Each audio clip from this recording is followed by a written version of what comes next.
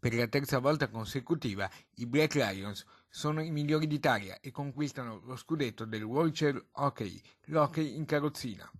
La squadra mestrina, che fa parte della Polisportiva Terraglio, ha trionfato nelle finali nazionali di Lignano Sabbie d'Oro.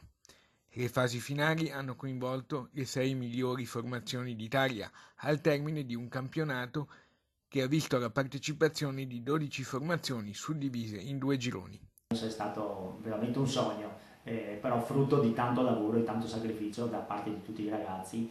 E,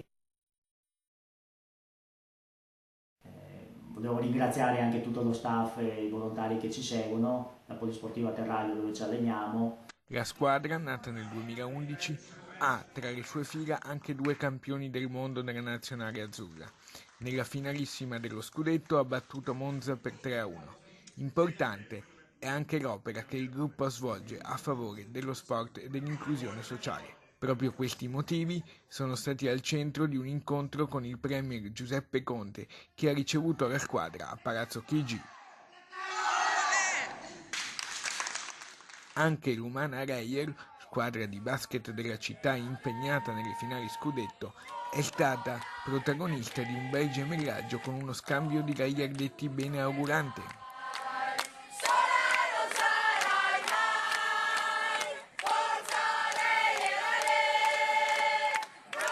Noi siamo nati nel 2011 con i Black Lions e abbiamo raggiunto veramente grandi successi. Come avrete visto siamo riusciti anche ad avere un incontro privato dal Premier Conte, quindi tanta soddisfazione. Al raduno della nazionale, Patrick Granzotto, Simone Ranzato, Alessandro Franzò, Ion Grignea e Ilaria Di Luzza, che appunto al raduno della nazionale Patrick Granzotto, Simone Ranzato, Alessandro Franzò, Ion Grignea e Ilaria Di Luzza, che appunto finite le fasi finali dello scudetto si sono uniti alla nazionale per un raduno, visto che ci saranno gli europei fra un anno e l'Italia, ricordo che è campione del mondo, quindi tanta soddisfazione per l'Italia, per i Black Lions e per tutto lo sport in generale.